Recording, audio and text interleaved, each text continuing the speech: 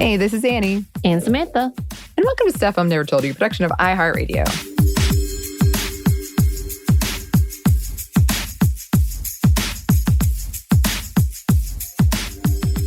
And welcome to another happy hour that we're actually doing on a Thursday, as it is released on a Thursday. Yes, we are recording on a Thursday. And as you're listening, it is a Thursday. Well, actually, no, we have no idea when you're listening. But if you were listening to it when it first came out. Yes. As I said. Yes. Just a reminder, the company that we are talking about does not sponsor us. We discovered them and didn't get a lot of detail, but because I was in Jacksonville, Florida, I was like, I need female-run, female-owned, female head of breweries. And we found one called Bold City Brewing. And if you are drinking, drink responsibly, no matter what you drink. Because as we discussed last time, caffeine can mess with you too, as a reminder. Yeah. Samantha recently kindly gave me these caffeine, they're not mints because they're not all mint, but like a tablet? No, they're mints, technically. Like they're like the category of mints, but mint, not but peppermint. Not mint flavored. Yeah. Right. And last night I could not sleep. And I had my 2 cups of coffee because I'm a 2-cup gal. But around 11, I was like, I'm going to need more than the 2 cups today. So I had one of those mints. But I'm doing all right. It was half a cup. Okay. So 2.5. I didn't broach the 3. I didn't go past that one. Okay. Yeah. But you were up still? Oh, I feel it now. I'm like wired. The next day? No. 11 a.m. today. Oh, sorry. Okay. I thought you said yesterday you couldn't sleep. So last night you couldn't sleep. I couldn't sleep. Making you tired a.m. now. Okay. I've caught up the story. So if you're having caffeine, yes, drink responsibly on that as well. But today we are featuring Bold City Brewing, which is located in Jacksonville, Florida. Apparently they have 2 locations, and we only found the one in downtown. There's another one.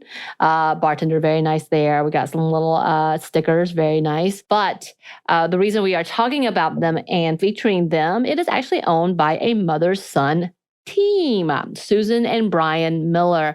Her son is the actual brewer who has been home brewing since early 2000s. And when he kind of came up with the idea and sold her on it, she quit her day job and she became a creator with him. She became a fierce supporter and handles the corporate and business side of the business. So she is the brains in that financial part of that. And when speaking about supporting her son, she stated that, quote, the risk didn't seem so big when she just considered the likelihood of his success, believing in what he could do. And he actually took her around to teach her about brewing, as well as took her to a conference. She got really excited and came on board with this idea. And he said about his mother that he couldn't do this business without her, and talking about her dedication and hard work between spending nights in the tap room helping behind the bar and her business savvy in helping to grow the business. And they are growing indeed. So we wanted to feature them. And they apparently work really well. It's a whole family business. Such a beautiful thing, right? When they're a functioning family. It is. That's how I do it. Yes. But today we are drinking 2 different beers. I actually got 3 because I also got one of their main staples, which is a brown ale we had earlier last week. But we're not featuring them today. We are drinking 2 different ones, and mine is called Brian's Beer de Garde, which, by the way, is a specialty beer. It's a seasonal beer, and I don't know how much longer it's going to be around. And it is delightful. It is one of those darker ales, but golden brown-ish, and it has a lot of, like, to me, brown sugar-ish taste with that barley. Malty for sure, and it is a delight. I ate a corn dog with it, y'all, and it was great. She did. I was very happy for her. She seemed very happy. I was very happy. I ate a turkey corn dog. Mm-hmm. That feels very summer to me. I don't know if it is, but it feels... It was, again, another avenue for me to eat more ketchup and mustard. Apparently, I'm obsessed with sugary tomatoes and spicy mustard. I understand. Yeah. I went through a period in college where I was just eating, like, essentially ketchup. I would disguise it in other ways. Right. but I was really there for the ketchup. And I even went on a whole deep dive of like, why do we crave what we crave? Is there a problem? Like, what is I my do that body all the missing? time. I'm like, what is my body saying to me? But back on this beer de garde, which if I'm saying it wrong, correct me, I guess. According to Untapped, these are the beer notes, was brewed in collaboration with cask competition winner and home brewer Brian-esque. I guess Brian Miller is going back to that home brewing route and his roots. It features a big malt presence with notes of caramel and toffee, the sweetness along with a slightly fruit and citrus undertone from the Kivik Vas yeast. Yes, correct me on that too, which helps balance the high ABV and makes this beer easy to drink and perfect for the springtime weather. Oh. Oh, springtime weather. Meanwhile, I am drinking the Psychotic Probiotic, which is a barrel fermented sour. And the beer notes from Untapped are, this is the 4th year of the Sour Solera Barrel Project, a very tart and tropical fruity golden sour. So I have been trying to detect what fruit I would think it is, because it is very tart. It's like the type of tart where your mouth kind of puckers and waters. But I mean, I really enjoy it. But I think that's one of the things I'm tasting was because I can tell it's very fruity. I couldn't tell which fruit. But if it's tropical, then there's kind of that heavier, almost malty sweetness, but it's still very refreshing and fruity. But maybe like a pineapple or something is going on. Oh, yeah. I'm not great at, as you know, describing taste. I did it that one You gotta stop time. saying that. You do a good job. So I don't think you can claim that anymore. I did it the one time and I'm very impressed. But I'm impressed with myself. No, you do a good job, because I think the thing when it comes to, and why it's called probiotic, is that yogurt or leaning sour, which is not your typical. So you've got that yeast that makes it a little more sour but bready, and it's not necessarily a fruit, but you want to associate that with some kind of citrusy level. So it's that, and then the kombucha is that same level. When you have something sour, when you have a kimchi, when you have anything fermented, it tastes sour, but not necessarily fruity, but we still associate that sour with fruity. So I think you're right. It may not be an actual fruit, which is why they can't, or they don't describe it as a fruit either. Yeah, that's a good point. It does kind of remind me of like a yogurt or a kombucha level. All right. See? Okay, I'm into it in either case. Yeah, it makes it almost effervescent as well. And I feel the same way about yogurts. And I'm like, why is this got like a tang pop almost?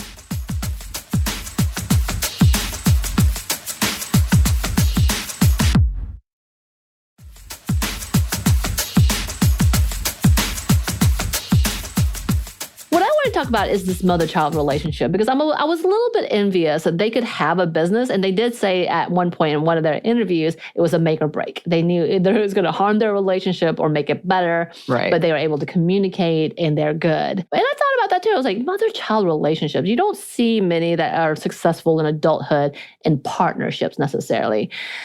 I'm not going to talk about that, but I did have some personal questions for you, Anney, and because we are called Stuff Mom Never Told You. And I know this goes back to Kristen Conger's whole definition of this, not realizing it would carry until now, because, there's a lot of things where like not everybody has moms, and not having mom is not a good thing necessarily, or maybe a great thing, or maybe you have a mom who is open, or you don't want to be reminded that you have a mom, or you have 2 dads, all of those things, or you were raised by a grandparent. Right. And I know there was that conversation, but going back to our show, you do have a mom. As do I. I do. What is something that your mom didn't tell you that you wish she had? I think it's hard to put into words, but it's essentially that it's okay to say no and like be okay with, because she was my biggest defender. She was somebody who's like, my brothers would be making fun of me for my love of Star Wars, even though they love Star Wars. And she would like step in like, no, nothing's wrong. Like she likes this and nothing's wrong with her. So she was always there to do those kinds of things, but I did observe her. And one of my favorite characteristics of her is she's very nice. But I struggle with saying no to this day, or knowing what I want to this day. And I don't blame that all on her at all. But I think like maybe a direct conversation about it would have helped, because my family in general doesn't have great communication. about things that aren't lighthearted.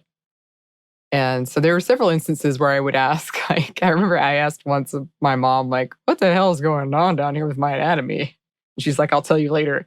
We never returned to that conversation. That could be for any number of reasons, but things like that. Yeah, I've thought about this a lot because it is the title of our show. And I guess it's sort of hard to name one specific thing because it feels like what I'm saying is basically the patriarchy sucks. I wish she could have told me that, but I wouldn't have understood it anyway, really. Right. I think I have a lot of complicated things with my mom. And the things that she did do well, I kind of wish I could flip it. And I really wish she was able, and I was able to tell her how great she was at some of these things. She's probably one of the most creative people I've ever met in my life, as well as when it comes to like arranging or organizing. She could have been the Southern Marie Kondo. Like the way she organizes, the way she was able to be so frugal. She was a coupon mom before there were coupon moms. Like when it came down to how to save money, she is a genius in budgeting, but she would never recognize all of that. And she'd never taught me how to do that myself. She just knew she had to because she had 4 children at one point in time. There was one income and she was in charge of all of the bills and making sure it was done. So I really think that she had that. Of course, this came with a level of anxiety and constant doubt from her, but she did it. And I really wish that she was able to see that and that she could have taught that to me.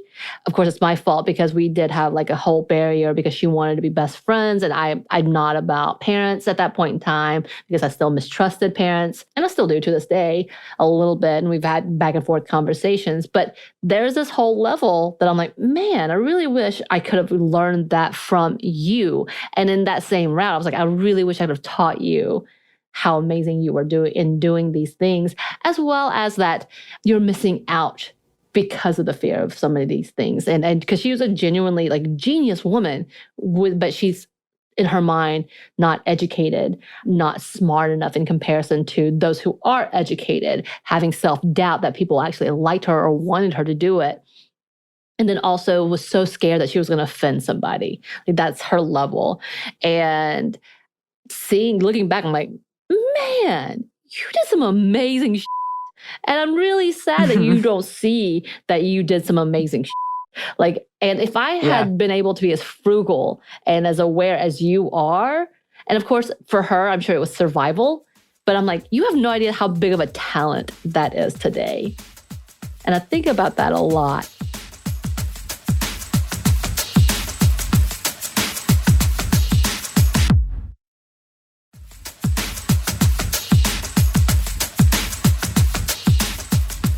What is something that she did tell you that you value even more today?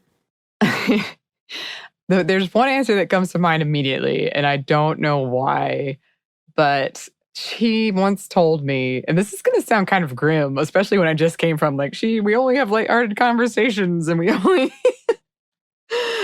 she told me once when I was like 9 or 10, she said, money doesn't buy happiness, but it makes it easier.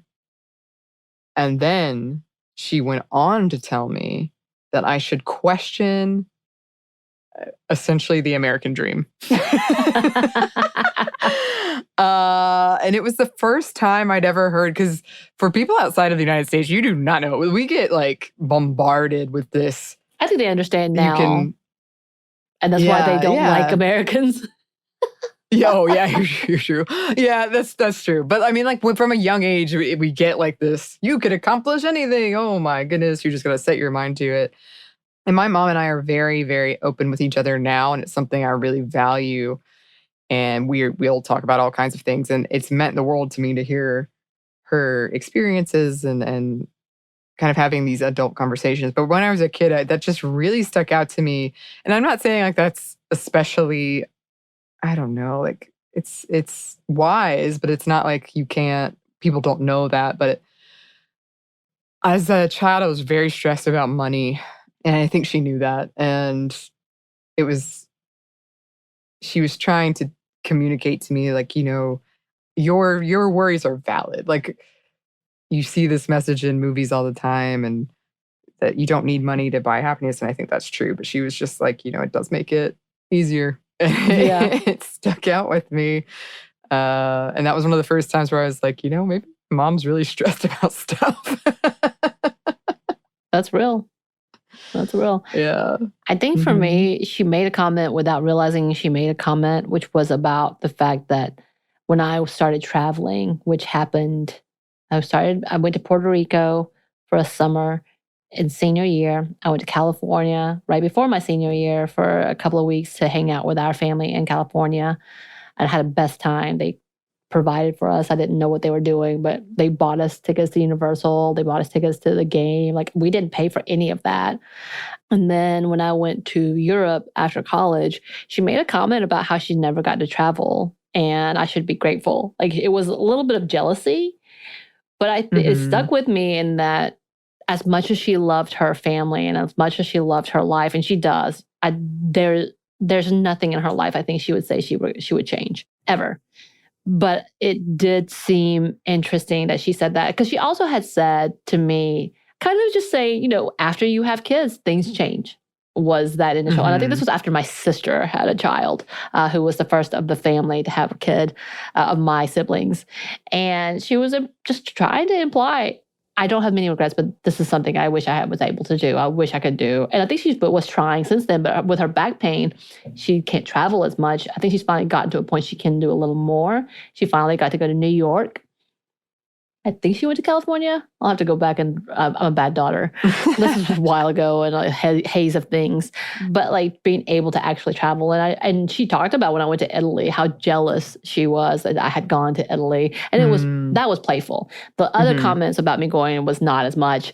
Right. But it inspired like, oh, I need to get the things I want done first. I need to be able to get to there. I need to be able to do these things before it's too late. Because there are moments that could feel like that it is, whether it is because you have children, it's more expensive, you get caught up in your work, like all of these things, which you and I have talked about with trying to take vacation is hard. It's actually, like coming back was stressful, even though we had over-prepared and we worked our off for through a month trying to make sure we caught up. But then when we came back, there was so much to catch up on. It took us 2 weeks to get to here. It was kind of that implication that you need to try when you can, because you don't know what might stop you later. That is unavoidable. Yeah. Yeah. We've talked about that a lot, about how we had these kind of perceptions of what our lives would be and then what they turned out to be. Right. And that has been something I've seen with my mom as well, is when I'll ask her like, well, what is something you want? Like, you've focused almost your whole life on what other people want. What is something you want? And she'll say kind of timidly to me, like, I would like to travel. Like, we can make this happen for you. Right. We can do this. But it is kind of heartbreaking in the sense of like, she's never had someone ask her that before, or even asked herself that before. Right. Or, not in a serious manner, perhaps, didn't entertain it in a serious way. I will say, for some reason, this really sticks out with me, but one time my mom, she kept a really detailed scrapbook. I don't even know if that's the correct word, but it's like every year you would update. And like during her 14th year of life or whatever, I just remember she asked me once, like, what is your favorite song? And I told her it was POD, Sleeping Awake, from, at the time, The Matrix Reloaded, which is where I had heard it. Not Alive. And the fact that she wrote it down, she asked me and she wrote it down as if it was important and it mattered. It did. It's so sweet. You know what? My mother, again, one of her talents is scrapbooking. When I say, so we had a huge fire that burned a majority of stuff. And as a child, I didn't have many things to begin with. My photos didn't start till I was 7. So I have no pictures of me being a baby, none of those things. Being adopted, literally being taken with a small backpack from a home at 5 years old to an orphan meant I had nothing. And my mother did her best to keep as much as she could. And when it burned, she would find the scraps that were burned around the edges, cut around it, and put it into my scrapbook. And I am very grateful for that. I don't do photos. I am the worst when it comes to things like this. I am not sentimental, and I think it has everything to do with that type of background.